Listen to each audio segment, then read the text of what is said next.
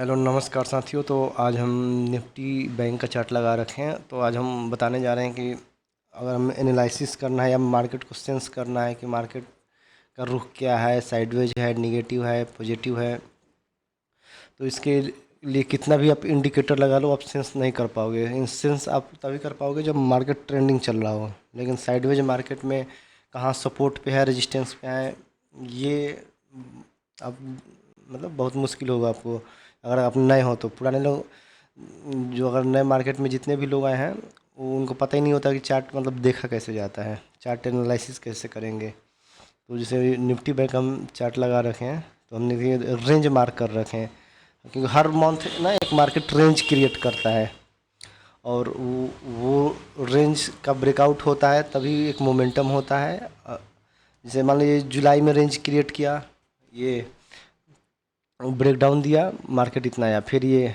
अगस्त में range create किया। अब अगर इसका ब्रेक डाउन इधर डाउन साइड होता है तो एक मतलब एक तेज़ मूवमेंट होगा, क्योंकि जब भी 2 मंथ का जो रेंज होता है अगर ब्रेक डाउन दे मार्केट तो एक तेज़ मूवमेंट होता है। इसके पीछे एक बहुत बड़ा साइंस है, 2 मंथ का लॉजिक है ना, क्योंकि ये इस पर मतलब एक डीपली वीडियो लंबा बनेगा तो एक हम बाद में बनाएंगे कि आखिर ये क्या है ना। बस आज ये समझते हैं कि बस 2 मंथ का जो रेंज है, अगर ये ब्रेक डाउन अगर नीचे देगा तो डाउन साइड तेज फास्ट मूवमेंट होगा, और ऊपर देगा तो ऊपर साइड एक फास्ट मूवमेंट होगा। तो ये देख सकते हैं। तो हमें अभी क्या है, निफ्टी बैंक एक साइडवेज जोन में है ना। जो अगर ये अगस्त मंथ में जो रेंज क्रिएट किया गया है उस रेंज के हाई पे है। अगर यहाँ से अगर रेंज ब्रेकआउट भी दे जाए तो एक फास्ट मतलब बहुत एक स्लो मतलब मूवमेंट होगा, उतना फास्ट मूवमेंट नहीं होगा, क्योंकि एक रेंज से निकलकर दूसरी रेंज की तरफ प्राइस क्या होता है, प्रोसीड हो रहा है। तो हम क्या करेंगे कि इसमें मतलब हम जब भी ट्रेड लेंगे एक छोटा ट्रेड लेंगे, जिसे हम 100 150 200 पॉइंट का कैप्चर किए और हम निकल लिए। अब देखिए हम निफ्टी 50 का भी देख लेते हैं कि निफ्टी 50 में,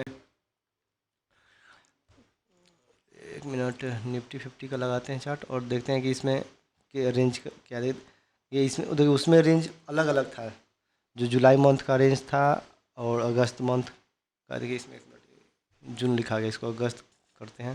तो जुलाई मंथ का रेंज और अगस्त मंथ का रेंज इस ये मतलब जुलाई के अंदर ही अगस्त मंथ का ही रेंज बना है।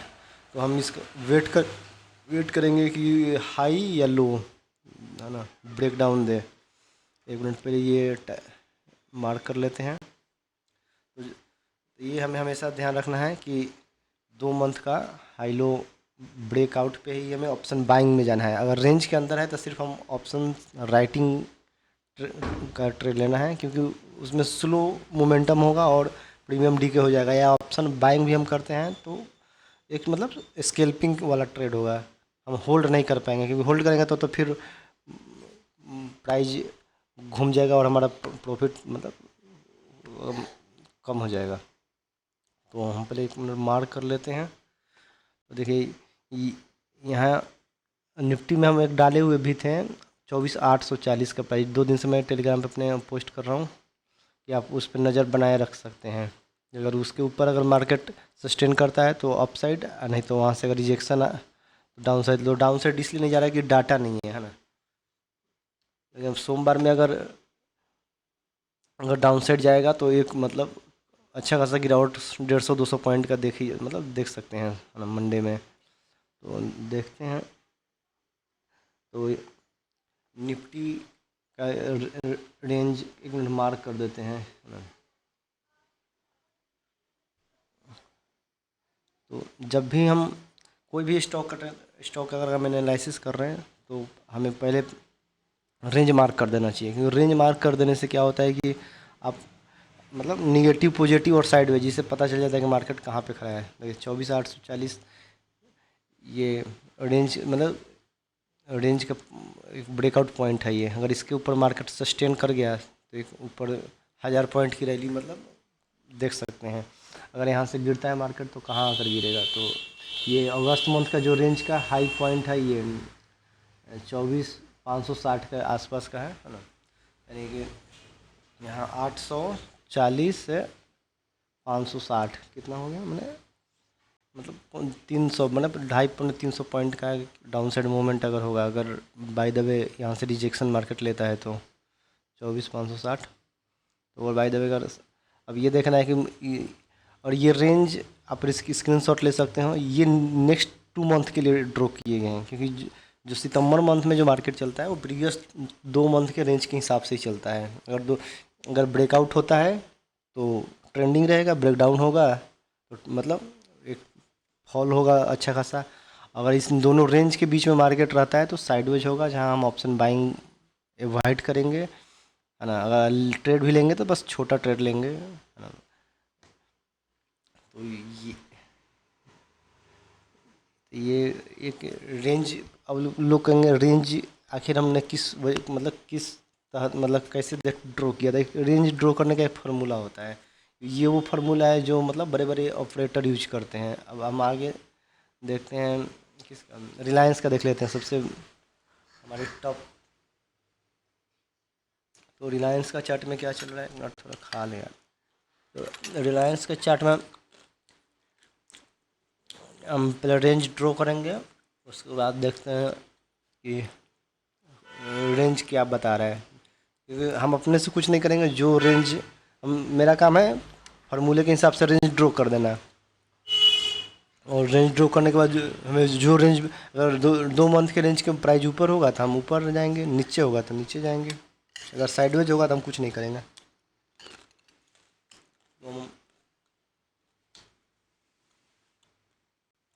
तो ये 1 मंथ का ड्रॉ कर दिया, और इसके बाद हम दूसरे मंथ का रेंज ड्रॉ करेंगे।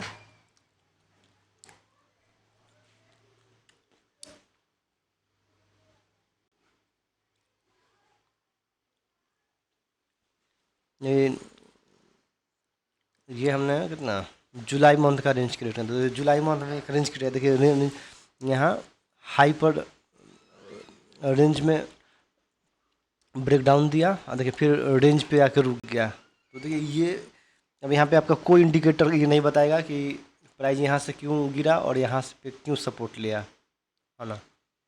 ये आप रेंज, अगर आपको ये नॉलेज है आप रेंज कैसे ड्रॉ करते हैं, तभी आप ये, अब हम अगस्त मंथ का ड्रॉ कर रहे हैं, तो अगस्त मंथ का ये भी इनसाइड बना सेम निफ्टी की तरह। तो अब देखिए, अगर यहाँ से अगर breakdown market by the way दे देता है, 1 मिनट लिख देते हैं, जुलाई मंथ रेंज, ये जुलाई मंथ का रेंज हो गया बड़ा वाला। उसके बाद हम ये छोटे वाला अगस्त मंथ, तो हम यहाँ नोट कर देंगे कि अगस्त मंथ का रेंज है। उसके बाद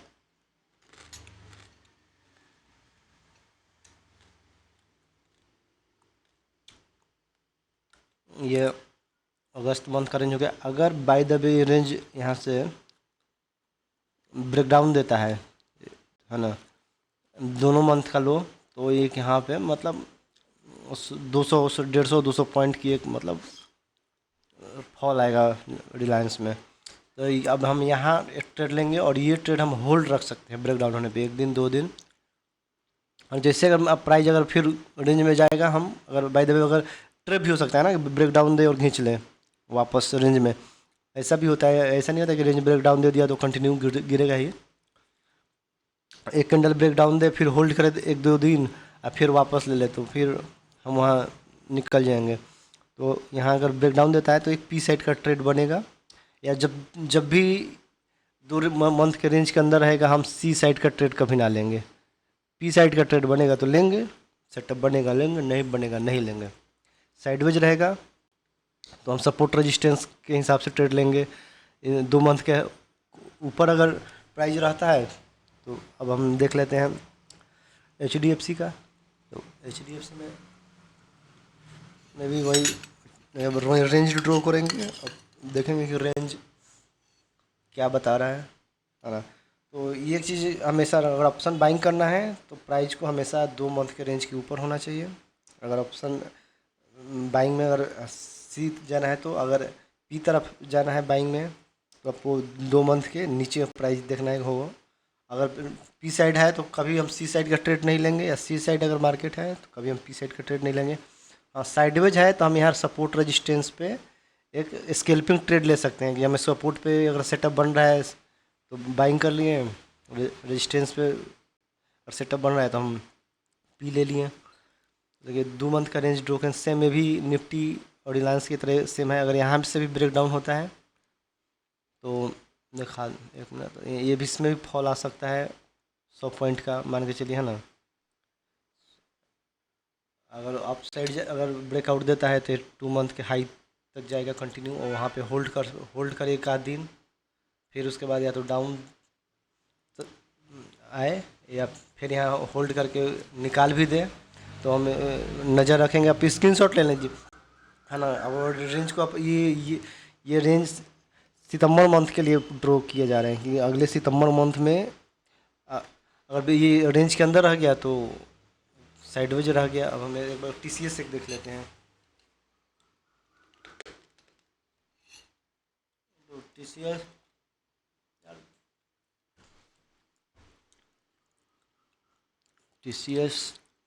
में भी उसका चार्ट मजबूत लग रहा है हमको। तो इसको हम ड्रॉ करेंगे, और ड्रॉ करने के बाद प्राइस क्या बता रहा है, हमें नज़र किस तरफ रखना चाहिए। ये हो गया आपका जुलाई मंथ का ना। फिर हम अगस्त मंथ का ड्रॉ करेंगे रेंज, है ना। ये ऑपरेटर का सीक्रेट है, क्योंकि ऑपरेटर इंडिकेटर से काम नहीं करते हैं। इंडिकेटर से हम लोग काम करते हैं, अल्गो ट्रेडिंग वाले काम करते हैं, इसीलिए सब पीटे जाते हैं और सेंस नहीं कर पाते प्राइस, है ना, बिहेवियर को कि प्राइस क्या कह रहा है। क्योंकि ये अल्गो ये ऑपरेटर ये रेंज बेस पे इसलिए मार्केट को चलाते हैं, क्योंकि अगर वो इंडिकेटर बेस चलेंगे या सीधा, तो ये एल्गो ट्रेडिंग वाले सेंस कर लेंगे ना मार्केट कहाँ जा रहा है, कैसे जा रहा है ना। और इस चीज़ को अल्गो ट्रेडिंग कभी सेंस नहीं कर पाएगा। सिर्फ वो ट्रेंडिंग मार्केट को सेंस कर पाता है कि मूविंग एवरेज के ऊपर है तो बाइंग करो, मूविंग एवरेज के नीचे है तो सेल करो। तो इसीलिए हमारे मार्केट इतना, देखिए मूविंग एवरेज ऊपर नीचे है ना, मूविंग एवरेज को बार बार क्रॉस ब्रेकडाउन ब्रेकआउट करते रहता है। ये सिर्फ अल्गो ट्रेडिंग की वजह से, है ना। तो एक मिनट हम मार्क कर लेते हैं अगस्त रेंज, इसके बाद हम देखते हैं। आज अभी बाहर से आ रहे हैं, भूख लग गया तो खा भी रहा था नमकीन।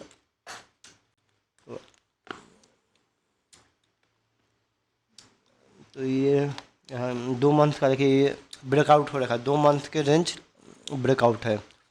अब इसमें हम पॉजिटिव रहेंगे। अगर यहाँ से हमें सी साइड का सेटअप बनता है, हम बाइंग करेंगे और होल्ड करेंगे एक अच्छा खासा मूवमेंट के लिए, है ना।